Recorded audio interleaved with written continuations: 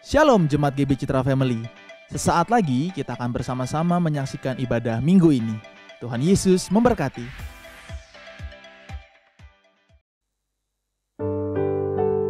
Shalom yang jemaat yang dikasih oleh Tuhan. Mari pada hari ini kita bersama-sama bersatu dalam doa. Ya Tuhan, kami begitu bersyukur Tuhan buat apapun yang terjadi dalam kehidupan kami.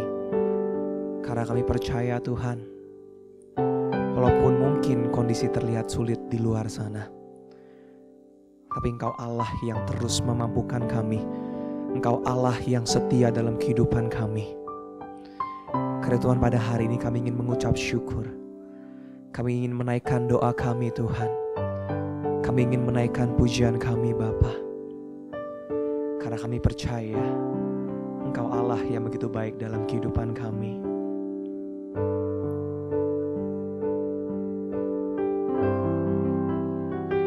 Bila Kau izinkan sesuatu terjadi, ku percaya semua untuk kebaikanku. Bila nanti telah tiba waktumu, ku percaya kuasa-Mu memulihkan hidupku. Waktu Tuhan pasti yang terbaik, walau kadang tak mudah dimengerti. Lewati cobaan, ku tetap percaya waktu Tuhan pasti yang terbaik. Bila Kau izinkan sesuatu terjadi, ku percaya semua untuk kebaikanku. Bila nanti telah tiba waktumu, ku percaya kuasa-Mu memulihkan hidupku. Waktu Tuhan pasti yang terbaik, walau kadang tak mudah dimengerti. Lewati cobaan, ku tetap percaya waktu Tuhan pasti yang terbaik. Waktu Tuhan pasti yang terbaik. Kami percaya Tuhan tak mudah dimengerti. Lewati cobaan, ku tetap percaya waktu Tuhan pasti yang terbaik. Lewati cobaan, ku tetap percaya waktu Tuhan pasti yang terbaik. Lewati cobaan, ku tetap percaya waktu Tuhan pasti yang terbaik.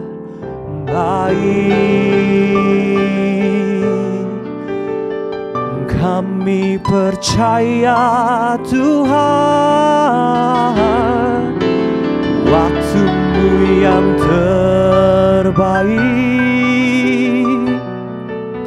Satu hal yang kami percaya Tuhan, walaupun lingkungan di luar sana membuat kami takut, walaupun mungkin keadaan di sekitar kami Tuhan terlihat menyeramkan, atau mungkin Tuhan dalam diri kami ada rasa tidak berpengharapan lagi Tuhan, tapi satu hal yang kami terus percaya, Engkau Allah yang setia, Engkau Allah yang begitu baik dalam kehidupan kami Tuhan. Karena itu ajar setiap kami untuk kami boleh bersyukur di setiap waktu. Ajar setiap kami boleh bersyukur dalam setiap keadaan kami Tuhan.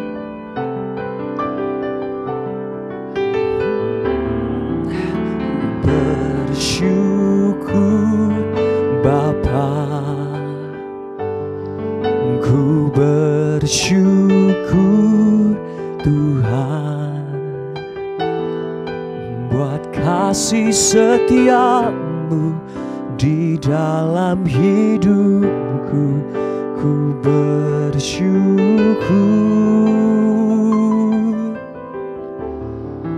Ku bersyukur Bapa, ku bersyukur Tuhan, buat kasih setiamu di dalam hidupku. Ku bersyukur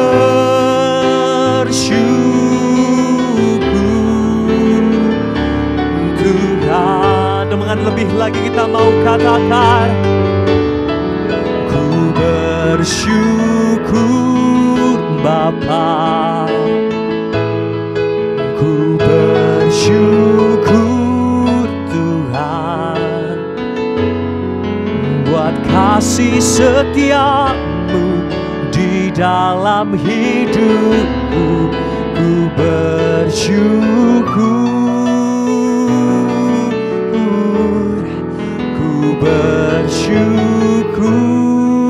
Bapa, ku bersyukur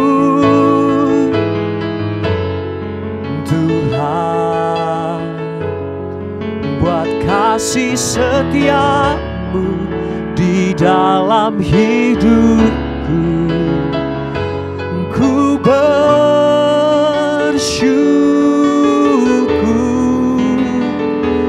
Tuhan. Biar ini menjadi doa setiap kami Tuhan.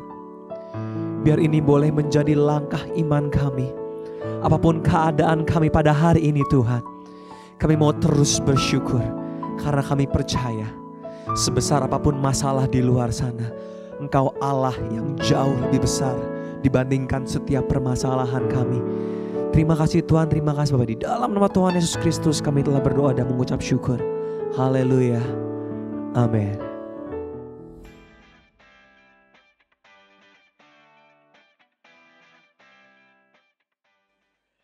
Burung tekukur sedang bernyanyi, di pohon mangga indah bersuara. Sungguh bersyukur pagi hari ini masih bisa menyapa saudara semua. Shalom, haleluya.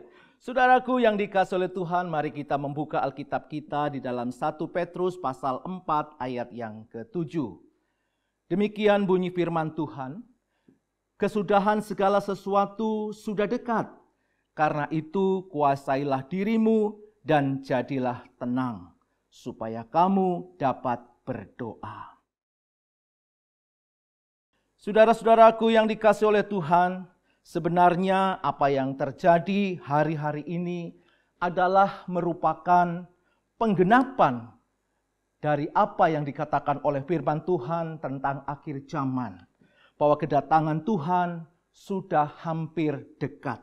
Saudara, di dalam Lukas pasal 21 ayat yang ke-11 dikatakan, dan akan terjadi gempa bumi yang dahsyat, dan di berbagai tempat akan ada penyakit sampar dan kelaparan, dan akan terjadi juga hal-hal yang mengejutkan dan tanda-tanda yang dahsyat dari langit. Saudara, garis bawahi satu frase, akan terjadi hal-hal yang mengejutkan. Apa itu saudara-saudara? Hal-hal yang mengejutkan. Salah satunya adalah mewabahnya virus corona COVID-19. Saudara, mengapa dikatakan mengejutkan? Karena kita tidak menyangka sebelumnya. Ketika pada akhirnya penyebaran virus corona melanda beberapa negara, termasuk Indonesia, semua negara panik. Bukan khawatir atas virus corona, tetapi lebih daripada dampak kerusakan ekonomi akibat adanya virus corona itu. Saudara, bursa saham menjadi jatuh. Pabrik menurunkan produksinya, bahkan ada yang menutup. PHK terjadi di mana-mana.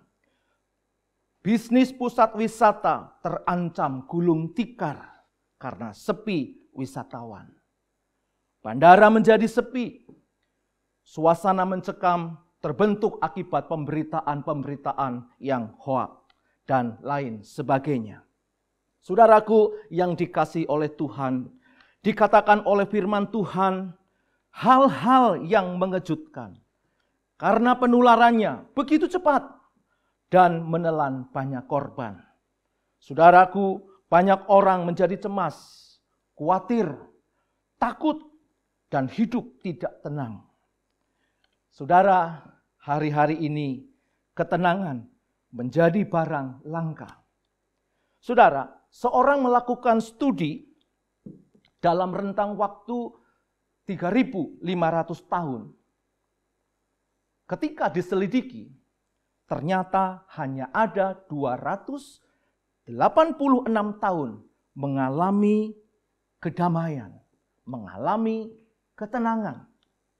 Selebihnya adalah tahun-tahun ketegangan. Selebihnya adalah tahun-tahun peperangan. Selebihnya adalah wabah penyakit. Saudaraku yang dikasihi oleh Tuhan, ada penghiburan daripada firman Tuhan buat kita semua. Tadi dikatakan, jadilah tenang supaya kamu dapat berdoa. Jadilah tenang menyikapi segala sesuatu yang terjadi, termasuk wabah virus corona ini, saudara-saudara. Pertanyaannya, saudara-saudara, bagaimana kita bisa menjadi tenang? Sedangkan dunia dalam situasi tegang. Saudaraku yang dikasihi oleh Tuhan, kita mendengar apa yang dikatakan oleh firman Tuhan. Di dalam Matius pasal 11 ayat 28 sampai 29. Marilah kepadaku semua yang letih lesu dan berbeban berat. Aku akan memberi kelegaan kepadamu. Saudara, dari ayat ini kita bisa melihat ada satu ajakan dari Tuhan. Yang pertama untuk datang dan belajar kepada Yesus. Saudaraku yang dikasihi oleh Tuhan, ayat ini datang kepada kita sebagai satu ajakan. Marilah kepadaku, datang kepada Yesus, supaya kita mendapatkan kelegaan. Saudaraku yang dikasihi oleh Tuhan, kalau kita lega berarti kita tidak sakit. Kalau kita lega berarti kita tidak khawatir. Kalau kita lega berarti kita tidak cemas. Tentunya saudara-saudara akan merasa tenang. Di dalam Matius pasal 21 ayat 28 dan 29, marilah kepadaku semua yang letih lesu dan berbeban berat. Aku akan memberi kelegaan kepadamu. Saudaraku yang dikasihi oleh Tuhan, sekalipun menurut konteksnya adalah letih lesu dan berbeban berat. Karena mentaati Taurat dalam kehidupan religius bangsa Israel untuk mendapatkan pembenaran Allah. Dan saudara, itu adalah mustahil untuk manusia bisa melakukannya. Itu sebabnya Tuhan Yesus mengatakan kepada kita di dalam pasal yang ke-29, pikulah kuk yang kupasang dan belajarlah kepadaku, karena aku lemah lembut dan rendah hati, dan jiwamu akan mendapat ketenangan. Ayat ini sebenarnya berbicara tentang apa, saudara? Taati perintah Tuhan. Taati aturan-aturan Tuhan. Taat. Belajar. Belajar kepada siapa, saudara-saudara? Belajar kepadaku, kata Yesus. Karena aku lemah lembut dan rendah hati. Dan jiwamu akan mendapat ketenangan. Perhatikan. Dari kalimat firman Tuhan ini, saudara-saudara, ada dua kata penting. Yang pertama adalah lemah lembut dan rendah hati. Kata benda lemah lembutan diterjemahkan dari kata Yunani prautes. Berasal dari kata sifat praos yang artinya lemah, ringan, pelahan, lembut. Saudara-saudara, secara konseptual, protes atau kelemah lembutan adalah lembut plus sabar. Jadi lemah lembut ditambah sabar dalam sikap, dalam pembicaraan. Dan saudara-saudara, dalam kelemah lembutan tidak mudah mengeluarkan perkataan yang kasar, apalagi marah. Jadi kita belajar kepada Tuhan supaya kita memiliki hati yang lemah lembut untuk menyikapi situasi, kondisi zaman yang sedang terjadi hari-hari ini. Saudaraku yang dikasihi oleh Tuhan, di dalam perjanjian baru, kata protes ini memiliki 3 makna utama. Yang pertama, saudara, kata protes ini memiliki arti tunduk kepada kehendak Tuhan. Nah, saudaraku yang dikasihi oleh Tuhan, mengacu pada kata praus itu dipakai untuk menyebutkan hewan yang dijinakkan dan selalu berada di bawah kendali tuannya. Sebagai contoh, saudara-saudara, ketika kuda liar menjadi binatang yang dijinakkan, saudara, kekuatan kuda itu masih persis sama dengan ketika kuda itu belum dijinakkan, saudara. Tetapi ketika sudah dijinakkan, kuda itu akan menuruti kepada kendali tuannya. Jadi, saudara-saudara, orang yang lemah lembut adalah orang yang masih punya kekuatan, punya power. Tetapi, saudara-saudara, masih ada di bawah kendali. Ya, W.A. Fine, saudara, seorang ahli bahasa Yunani mengatakan begini. Kelemah lembutan dalam Alkitab merupakan suatu sikap di hadapan Allah. Jadi kelemah lembutan itu adalah satu sikap di hadapan Allah, saudara. Ya, sikap yang seperti apa? Yaitu sikap yang menerima perlakuannya. Perlakuan Tuhan, saudara-saudara.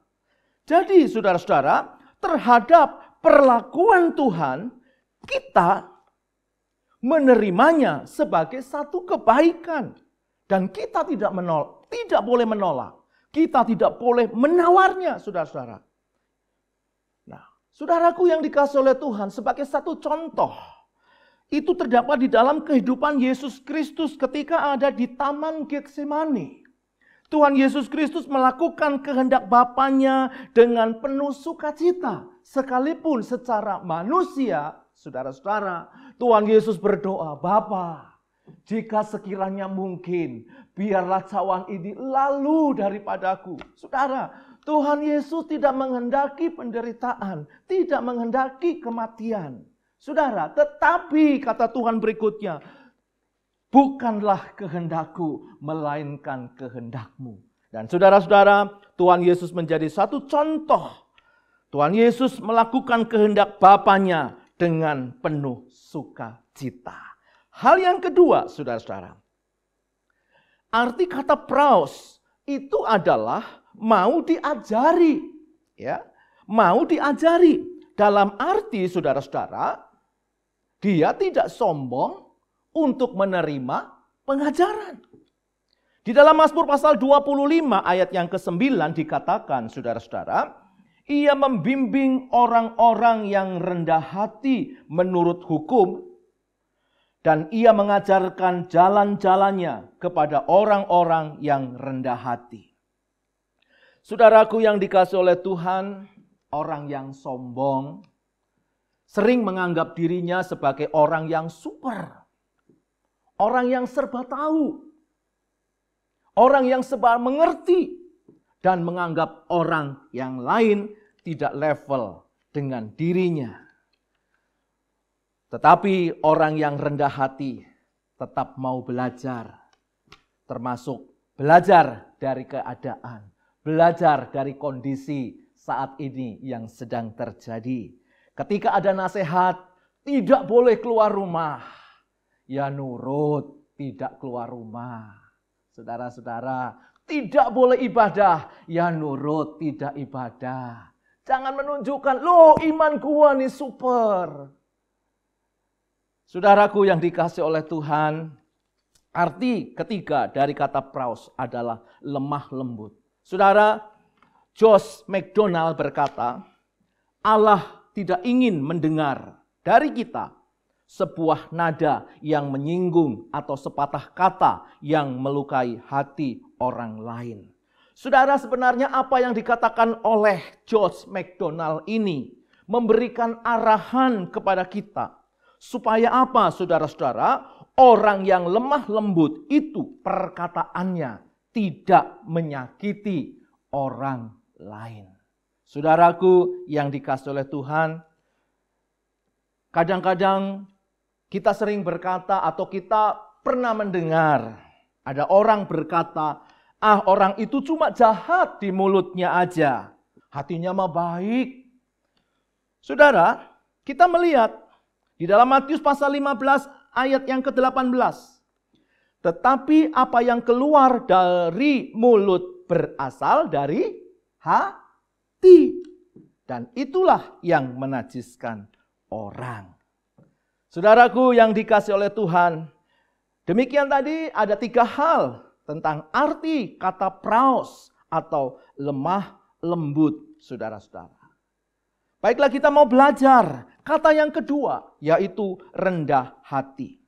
Kata rendah hati menggunakan kata tapeinos yang menggambarkan seseorang yang membungkuk badannya serendah-rendahnya sehingga mempunyai arti membungkuk, rendah, kecil. Tidak berarti jika dibandingkan dengan yang lain. Saudara-saudaraku yang dikasihi oleh Tuhan, ciri-ciri orang yang rendah hati, salah satu di antaranya, yaitu punya kerelaan atau keberanian untuk mengakui kesalahan saudara-saudara. Dan ini merupakan satu tindakan yang sulit kita lakukan. Mungkin kita bisa jujur di hadapan Tuhan, tetapi kita sulit berkata jujur di hadapan manusia. Amin, saudara? Nah, ini persoalannya, saudara-saudara. Ya, sulit untuk jujur di hadapan manusia. Itu sebabnya kita mau belajar mempunyai ciri-ciri orang yang rendah hati, yaitu mempunyai kerelaan atau keberanian untuk mengakui kesalahan. Jika ya, katakan ya. Jika tidak, katakan tidak. Di dalam 1 Yohanes pasal 1 ayat yang ke-9.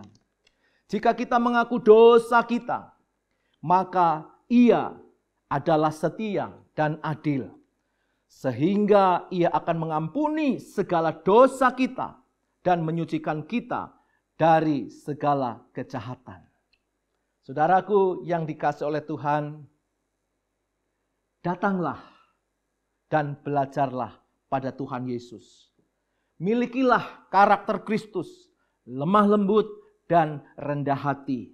Maka jiwamu, jiwa kita, jiwa saudara, jiwa kita semua, saudara-saudara, mendapat ketenangan. Saudara-saudara, jadilah tenang di tengah situasi tegang. Saudara, lakukan apa yang menjadi bagian kita. Waspada.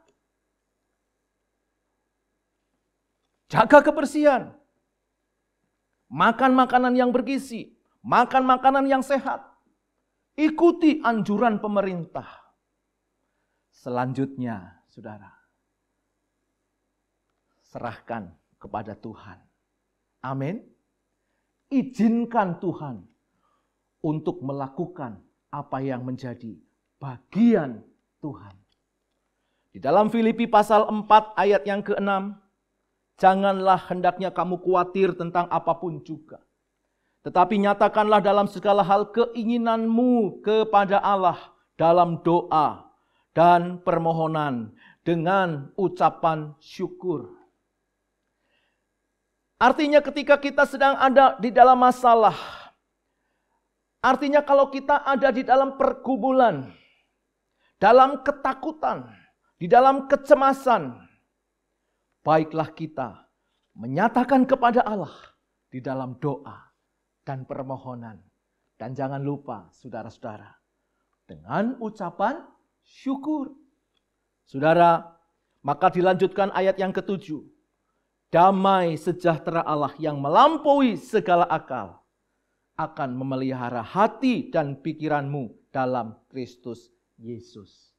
Saudaraku yang dikasihi oleh Tuhan, kata pemazmur, serahkanlah hidupmu kepada Tuhan dan percayalah kepadanya, dan Ia akan bertindak.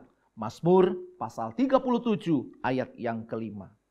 Saudara-saudara, orang yang memiliki karakter Kristus, yaitu tenang, saudara-saudara, akan berkata, walau 1000 rebah di sisiku dan 10.000 di sebelah kananku, tetapi itu tidak akan menimpaku.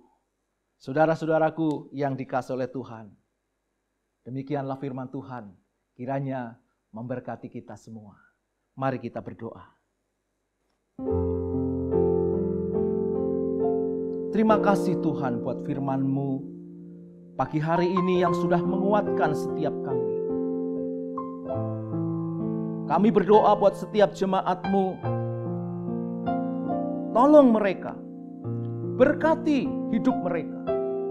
Setiap kami yang mempunyai masalah, setiap kami yang mempunyai persoalan, setiap kami yang berbeban berat Tuhan, hari-hari ini menghadapi ketidakpastian, menghadapi kecemasan, menghadapi ketakutan Tuhan.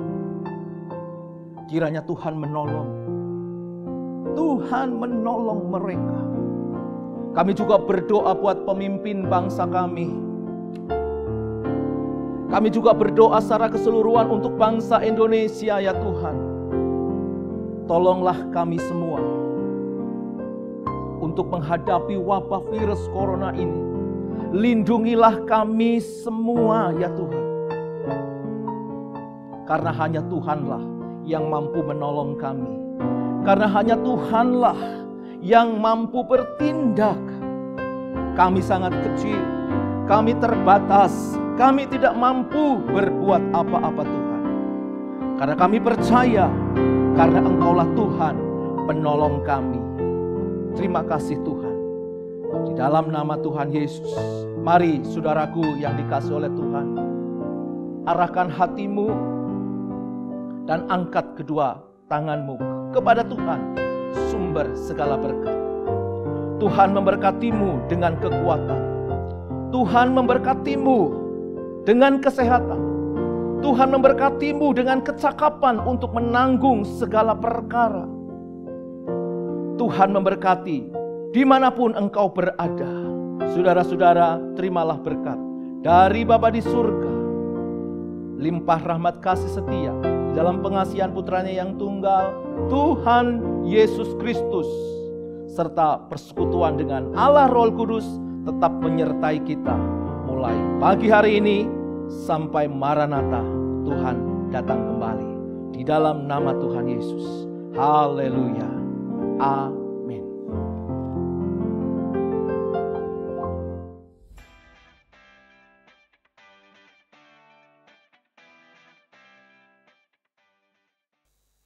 Amin untuk kebenaran firman Tuhan pada hari ini.